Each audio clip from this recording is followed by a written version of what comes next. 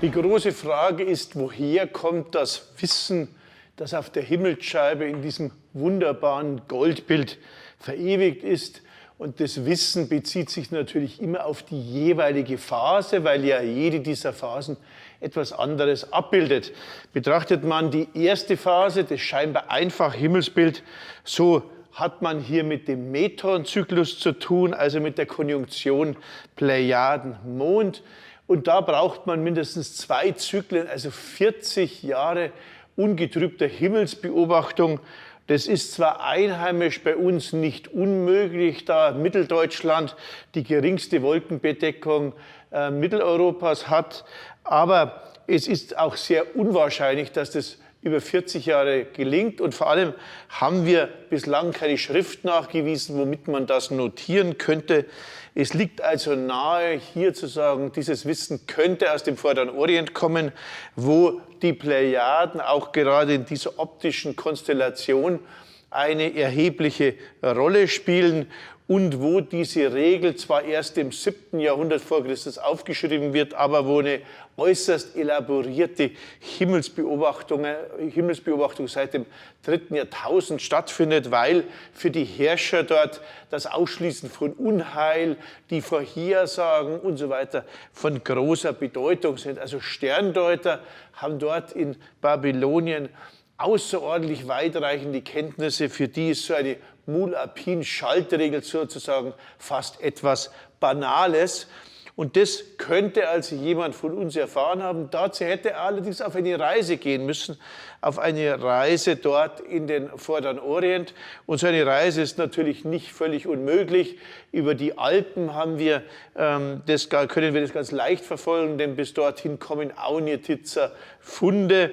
Dann die italienische Küste entlang, etwa auf der Seite von Rom im Tyrrhenischen Meer, könnte man bei Punta di Zambrone einsteigen, einer Hafenstadt, die sogar über einen minoischen Import eines wunderbaren kleinen Elfenbeinkuros verfügt. Und von dort aus könnte man beispielsweise nach Kreta fahren. In Kreta würde dann unser Reisender fantastische Paläste sehen, und er könnte von Kreta aus völlig problemlos weiterreisen, entweder nach Ägypten oder nach Byblos. Beide Wege sind von dort aus möglich. Wir nehmen mal an, er fährt nach Byblos, zur großen, bedeutendsten Handels- und Stadt der damaligen Zeit. Von Byblos aus käme er dann weiter nach Babylon, und in Babylonien hat man Zikkurat und in Babylon hat man natürlich fantastische Sternenbeobachtung. Da könnte er all das lernen. Was hat er denn als Gut, mit dem er sozusagen bezahlen kann? Was ist denn seine Währung? Wir müssen damals damit rechnen, dass Fürsten Geschenke austauschen. Man kann natürlich keine großen Dinge mitnehmen, aber man kann natürlich Bernstein mitnehmen. Bernstein, die Tränen der Götter, dieses merkwürdige Material ist etwas, was man im Vorderen Orient und in Griechenland überhaupt nicht kannte und wovon die vollkommen fasziniert waren. Woher wissen wir, dass Bernsteinketten aus unserer Region, aus Böhmen, aber auch aus Großbritannien zu dieser Zeit nach Griechenland kamen? Das wissen wir aus den Schachtgräbern von Mykenen, jenen berühmten Gräbern, die Schliemann ausgegraben hat und die über mehrreihige Bernsteinketten verfügen, auch aus dem fraglichen Zeitraum, die garantiert nur als Import dorthin kommen konnten. Die meisten haben zwar englische Bernsteinschieber, sodass garantiert Leute auch aus Wessex, das sind ja genetisch Verwandte unserer Aunjetitzer, sozusagen assoziierte Verwandte und Stämme, sodass viele aus Wessex sicherlich dort waren, aber auch einige aus Böhmen oder aus unserer Region. Es gibt auch so birnenförmige Bernsteinperlen, typische, die nur aus unserer Region und aus Böhmen kommen können. Das heißt, wir haben hier den Transport von Bernstein kontrolliert und haben den Bernstein monopolisiert, und das war sozusagen zumindest das Währungsgut. Ich halte es auch für wahrscheinlich als einen kleinen Ameisenhandel, weil ganze große Kollies wären sicherlich aufgelöst worden auf dem langen Weg dort nach Griechenland. Das schaut eher nach persönlichen Geschenken aus. Das wäre der erste Weg. Der zweite Weg, der notwendig wird, und zwar später notwendig wird, ist für die dritte Phase, denn dort haben wir das Schiff auf der Himmelsscheibe. Und dieses Schiff, wirkt so merkwürdig auf uns, denn es ist vollständig hochgebogen und es hat so feine Fiederungen. Die Fiederungen können zwar technisch bedingt sein durch das Anheften in der Tauschierrille, das glaube ich aber nicht. Ich glaube, dass diese Fiederung wie später dann in der Spätbronzezeit oder auch wie bei einigen griechischen Schiffen, dass das Ruder anzeigt. Vor allem aber fasziniert mich dieser Bogen, und dieser Bogen erinnert doch sehr stark an Schiffe in Ägypten, und diese ägyptischen goldenen Schiffe, das sind Sonnenbarken, in denen der Sonnengott Re diese zyklische Fahrt macht, entweder mit dem Gott Set hinter sich oder aber mit dem Pharao selbst.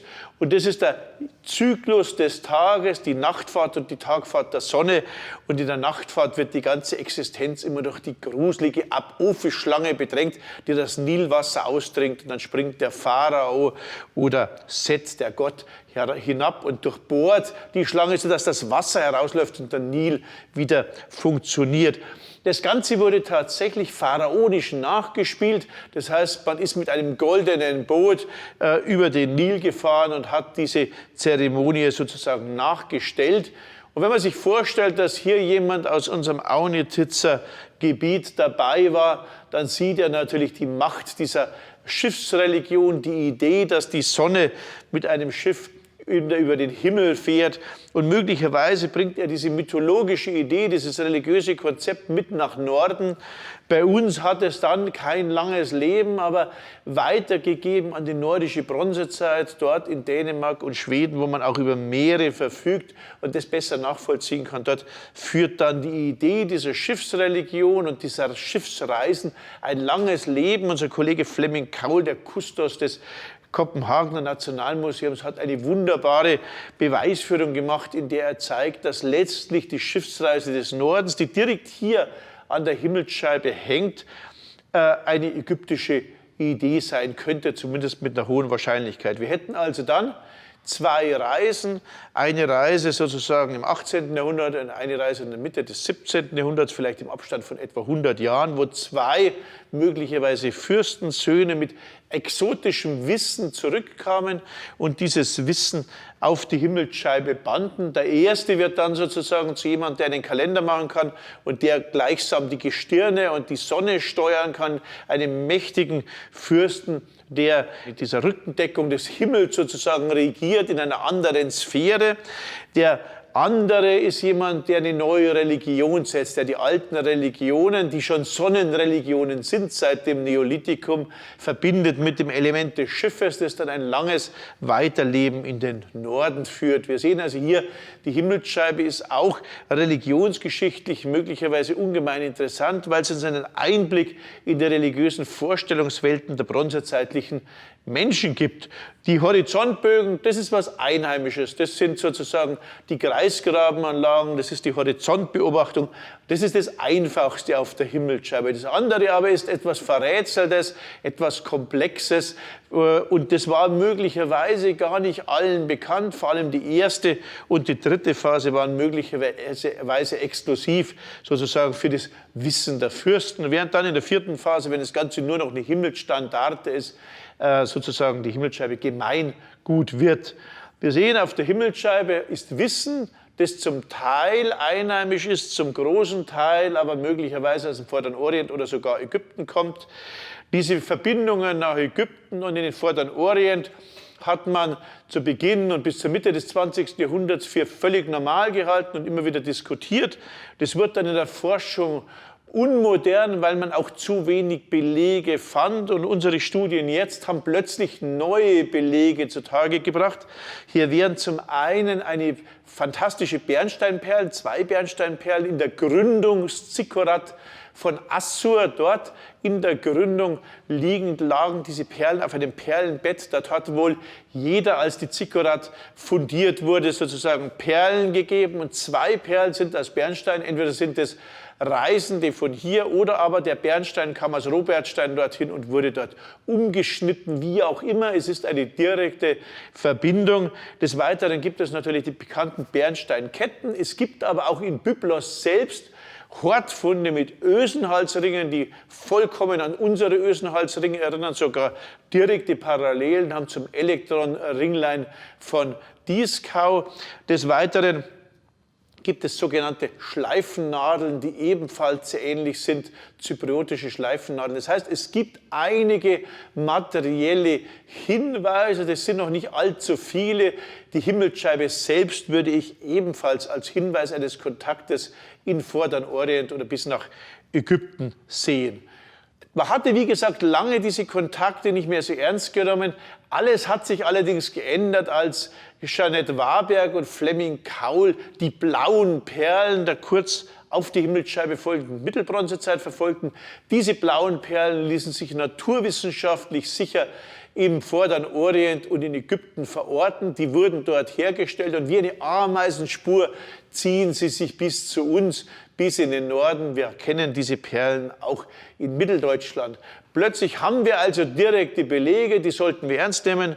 Meine Hypothese ist, dass die Himmelsscheibe geistig überhaupt möglich ist, bedingt eine Reise vermutlich junger Reisender, Helden, Fürstensöhne wie Telemach, der Sohn des Odysseus, der auf der Suche nach seinem Vater reist und viele Geheimnisse erfährt. So können auch die Fürstensöhne aus Aunetitz auf weiten Reisen Geheimnisse erfahren haben, die ihnen solch außerordentliche charismatische Gegenstände ermöglichten und damit das Fundament ihrer Herrschaft legten, und zwar für lange Zeit. Und hier lernen wir, und ich glaube, können wir sehen, schon in der Bronzezeit ist Wissen Macht. Wissen ist wichtiger als irgendwelche Schätze. Wissen öffnet die Türe, Wissen vermittelt, ermöglicht Kontrolle. Kurzum, schon in der Bronzezeit ist Wissen Macht. Das ist heute nicht anders, vor allem Informationen sind Macht.